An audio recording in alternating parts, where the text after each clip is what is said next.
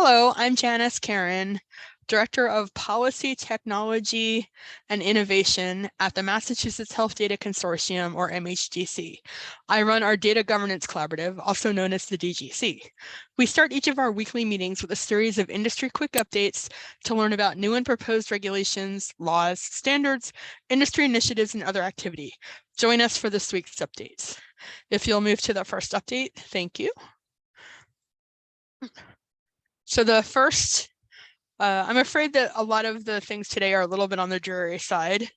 The first one is that the Independent Dispute Resolution for No Surprises Act is on hold again, thanks to even more legal decisions in Texas. So apparently on February 6th, there was a decision that affects the way that IDRs get determined. And just to refresh everyone, this is how a payer and a provider can dispute the payment that is given for services that fall under no surprises. So the entities, those are the arbitrators basically, have been directed not to issue new determinations. Any determinations that were made after February 6th have also been revoked. So that one's interesting. That's not just a pause, which is what they've done in the past. But apparently anything that happened after the court decision has to be invalidated. However, they're not pausing the process entirely. The entire rest of the process up until the point of the decision, the determination, is supposed to move along. So all of the dates for how long you have to do different steps, all of the other steps are still in place. They just can't make a final decision about how things get resolved. So there's you can find a link. There's a link there at the top of that page. There's a little bit of an announcement about the pause, and so you can find a little bit more information there. Any comments, thoughts, questions here? All right, let's move on to the next item.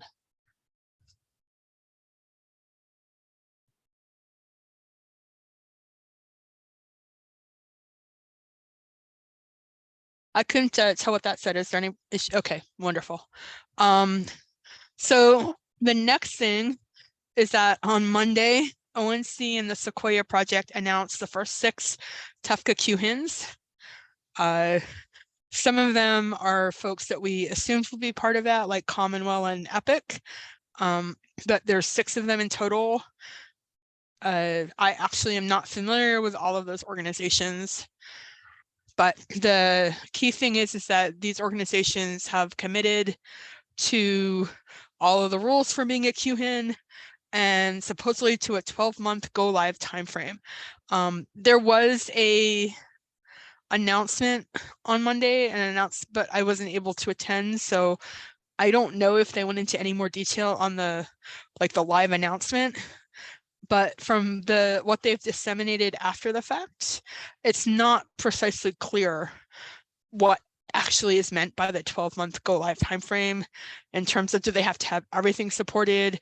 Do they have to be able to support every possible connection for every possible reason that QHINs are supposed to support? Or can they phase in as long as they have some portion of it live in that timeframe that's acceptable? None of that's clear to me at this point. So there's a ONC blog article about it that you can read some more in. It mostly just lists the companies and talks about the breadth of scope of their existing reach and stuff like that. Any thoughts, comments, questions there? All right, let's move into the people have done bad privacy things portion. So unfortunately, there are several of these. The first one is that a group of senators have called out 3 specific telehealth companies over the way that they are tracking and sharing patient data, particularly patient health data, but also other personal data. The companies all promised their patients that all of their data would be kept confidential. And they did not do that. The letters were not identical, but similar. They generally asked each of the companies specific questions about their data collection, what patients are asked to provide within their apps. They were asked to list and provide information about every third-party tool and platform that they use, what data was sent to them, and their existing privacy policies. And in at least one case, they point out that there was a previous letter and a previous agreement to, for instance, stop using Metapixel. There were some other things that they were dinged on in the past that they agreed to stop doing and have not actually stopped doing as of the last check that was made, which I think was in December. So you can find more info about what they're doing and a copy of each of the letters at that link from Senator Klobuchar, who's one of the senators who has signed the letters. Any questions, comments there?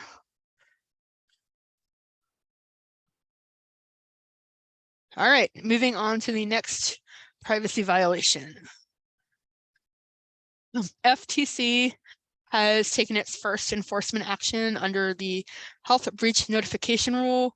That's the rule they put out last year that kind of strengthened and tried to make health companies more comfortable with the idea that the data going into third-party apps was not under HIPAA, it's under FTC, but don't worry, we're on top of it. We're going to do something about it. So this is their first actual enforcement action under that. It was against the drug company GoodRx. There was a fine, and that they are prohibited from any future data sharing for advertising.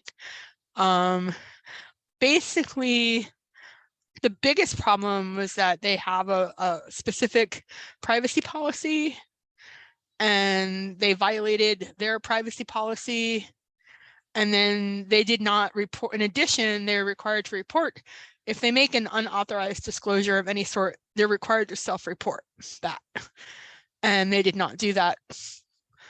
Not entirely shockingly on that part. So what they were caught, there's a long list of things that they were basically caught doing: sharing health information with Google, Facebook, and several other companies, using health information to target ads, not placing limits on how third parties they share data with could use the data. So those parties could sell it or use it for any purpose, give it away, etc. They misrepresented HIPAA compliance, and they didn't put in policies that protect PHI. So there's a bunch of different places that talk about this, but the official FTC release about it is linked there, and there's some additional offshoots there, and there's lots of articles in the press about it too. Any comments or thoughts there?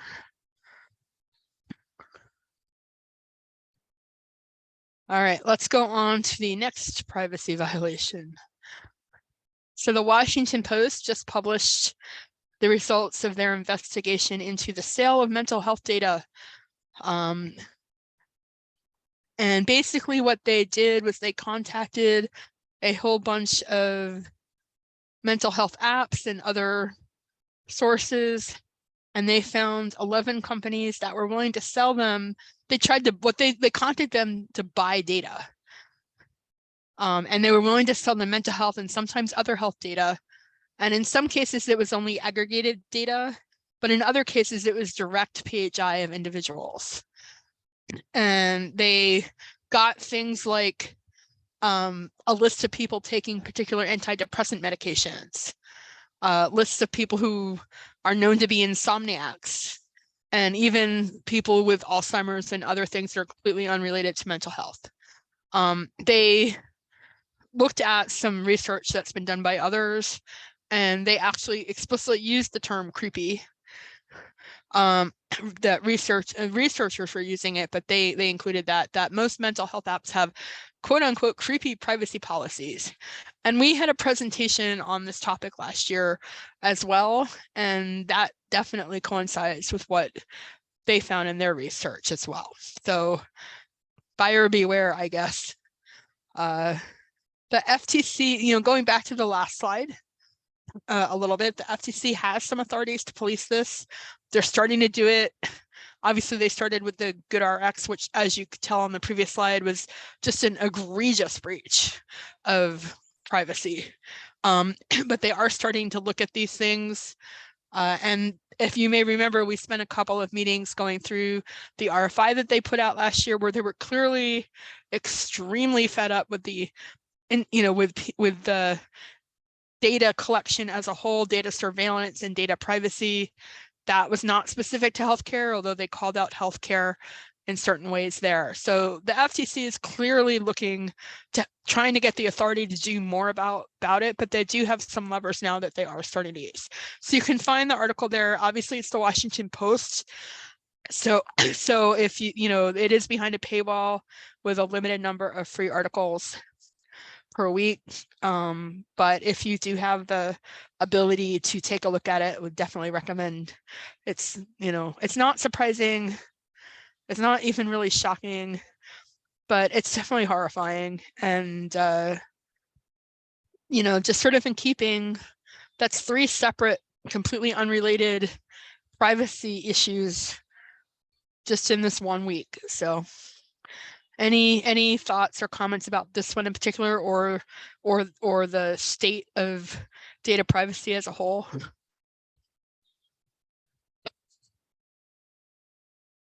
All right, let's go on to the next slide then. So the other thing that came out recently, there was a congressionally directed joint project of NSF and the White House Office of Science and Technology Policy that was directed to look at and then report back to Congress how smaller, less well-funded organizations can participate in AI research, and particularly looking at a shared infrastructure to sort of spread out the costs and also add some sort of a common framework. The common framework pieces, I didn't get the impression were necessarily part of the mandate, but that was part of what was discussed. So that report was sent. And it's basically a roadmap and an implementation guide for the groups who were involved, their suggestion for how to do such a framework. And it explicitly talked about standards for responsible research practices. That includes a wide swath of things, including some of the equity and the issues that we've talked about, but a bunch of other things as well. They listed these 4 goals for the framework. And you can find the report at that link. Any comments or thoughts about that? All right, then let's go to the next slide. And if you'll pause there for a moment. I hope you learned a lot from our quick updates. If you're interested in finding out more about the DGC and its other activities, email me at dgc@myhealthdata.org. That email address is also on your screen right now. Thank you.